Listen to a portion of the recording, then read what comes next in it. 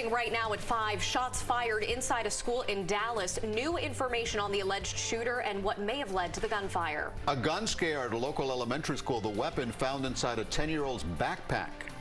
You have confidence in your police chief at this point? CBS 4's Peter Dench asking Miami's mayor the tough question about the future of his police chief. Peter has his response and where things go from here.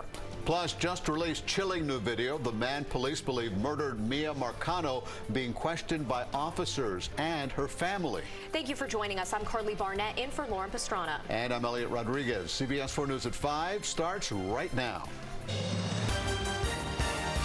This is CBS 4 News at 5. Right now at 5, police call to a school after a gun is found in a 10-year-old's backpack.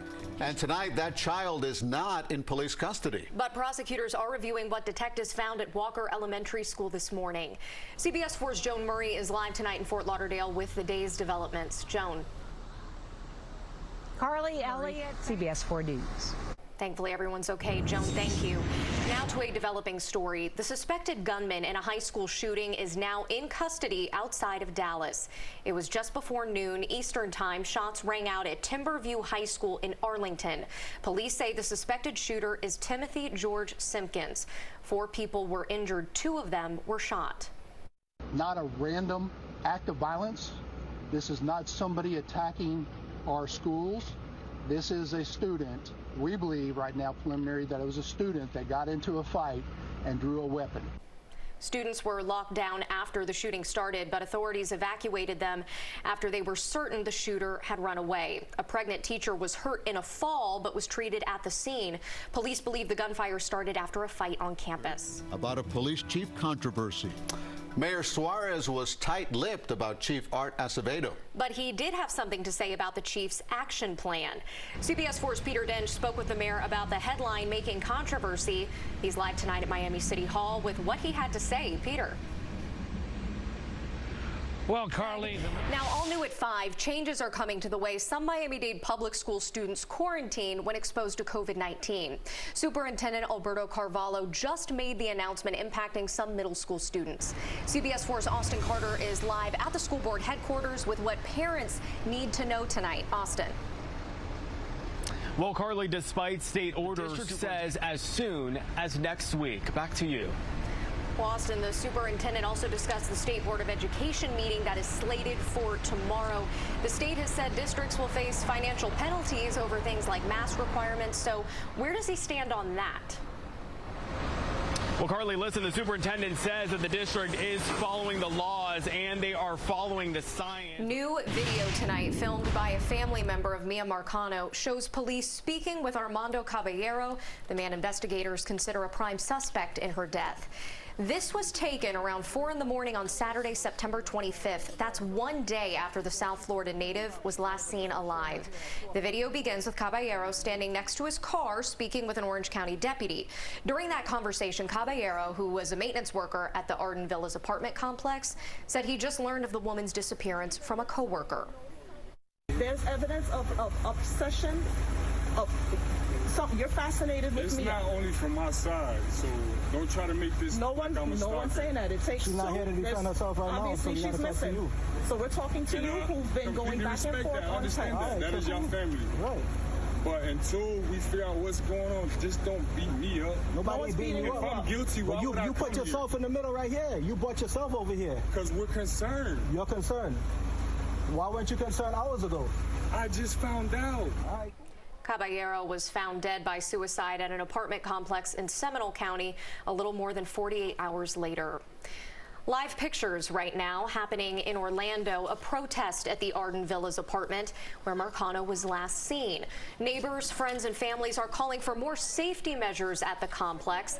There's also a petition of the demands of changes to safety on change.org. It has about 27,000 signatures. Meanwhile, the search continues in Southwest Florida for Brian Laundrie. He's the fiancé and person of interest wanted for questioning in the death of 22-year-old Gabby Petito. Yesterday marked 3 weeks since Laundrie disappeared. Petito's body was found in Wyoming. His family insists they don't know where he is. Time now for Fins on 4 from your official home of the Miami Dolphins, CBS 4. And here's something you never want to say after a loss. The Miami Dolphins have a date with Tom Brady. CBS 4's Mike Cunio is live at Dolphins camp in Miami Gardens.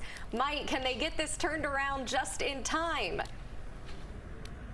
Well, they'd better, yeah. That is. The government is also moving forward with vaccine boosters, with the FDA now considering Johnson & Johnson's application for approval. Now new at 5:30, crime on camera. Thieves looking to break into a car, but it's not what you think they're after. In a car part, you might not know what a catalytic converter does, but it's becoming increasingly popular with crooks. CBS 4's Ted Scouten explains why they're such a hot item from Davie. What we're seeing are catalytic converters being... New at 5:30, a man is facing charges of impersonating a police officer. 57-year-old Jesus Montesino was arrested after officers received reports of a car trying to pull drivers over in the area of Southwest 120th Street and Southwest 122nd Avenue. Using the car's license plate, officers went to the owner's address and Montesino answered the door. Police say he told them that he was a retired cop of 19 years, but when he couldn't provide credentials, he admitted to using police lights to get around construction in his neighborhood. New at 5:30, a celebration of hope for critically ill children and their families here in South Florida. Local leaders and the Make-A-Wish Foundation are celebrating a future space for the nonprofit that they hope will provide inspiration and fun for the people they serve. We're here because we believe in the transformational power and impact that Make-A-Wish Southern Florida has. Make-A-Wish's board chair says this space will help establish its permanence in the community and allow more opportunities to raise money to grant even more wishes. Still ahead at 5:30, you can now protect the environment from the sky. Google is launching a new feature that helps travelers reduce their carbon footprint. Details ahead. The days of ordering an Uber right after your flight lands are over. The positive changes coming to some airports up next. Welcome back. Getting an Uber at the airport is getting easier. The rideshare service enhanced its airport feature.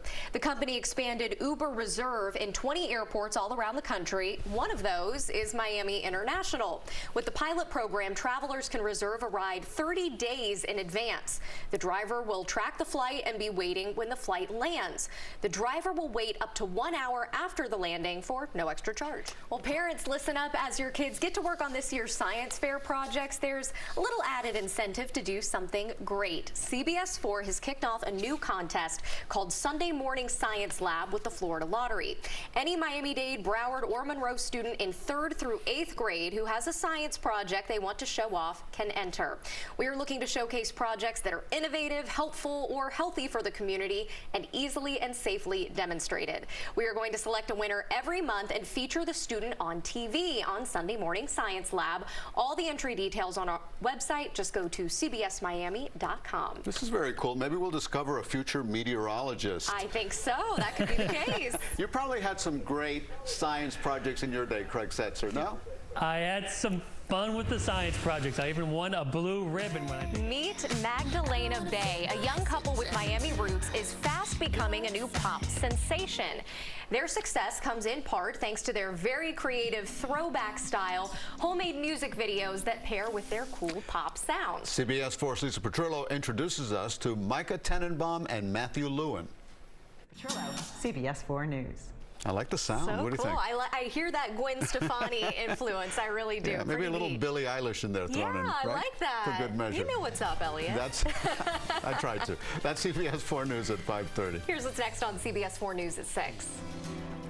Good evening. I'm Elliot Rodriguez. And I'm Carly Barnett in for Lauren Pastrana. Mayor Suarez was also quick to share with us his confidence in the city manager's ability to manage the situation.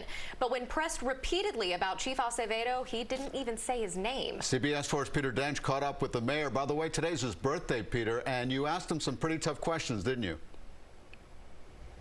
That's right, Ellie. Now at 6, scary moments today when a 10-year-old showed up at Walker Elementary in Fort Lauderdale with an unloaded gun.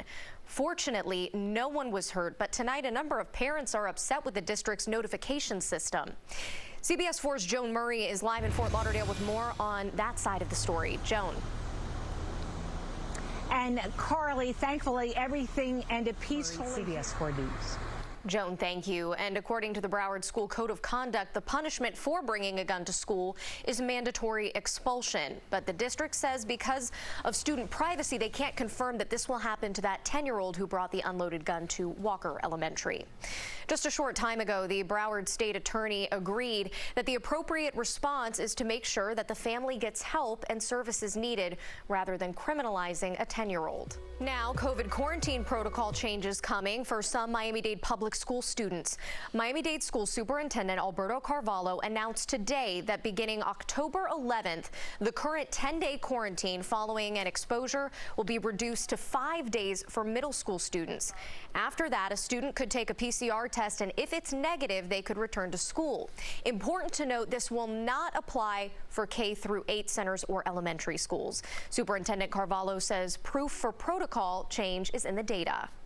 Student cases are on the rapid decline. The number of cases per 100,000 in our community are on a rapid decline as well.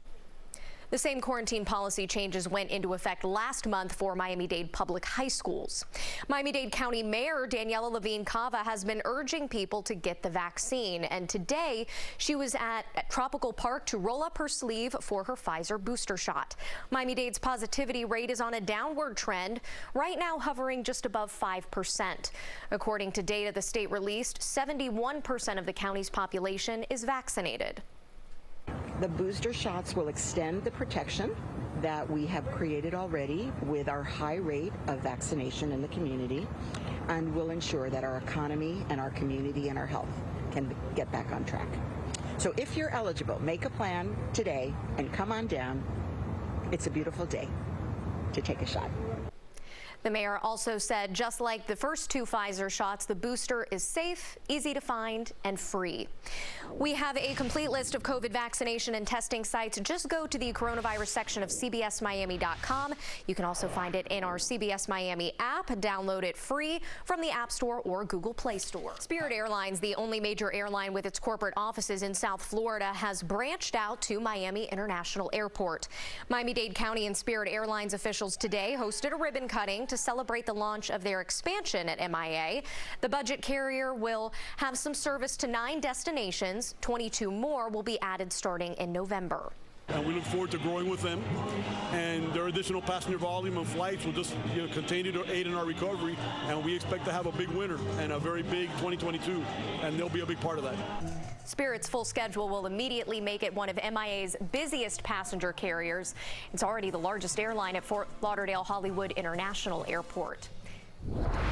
New at 6, the crypto craze is slowly making its way through South Florida.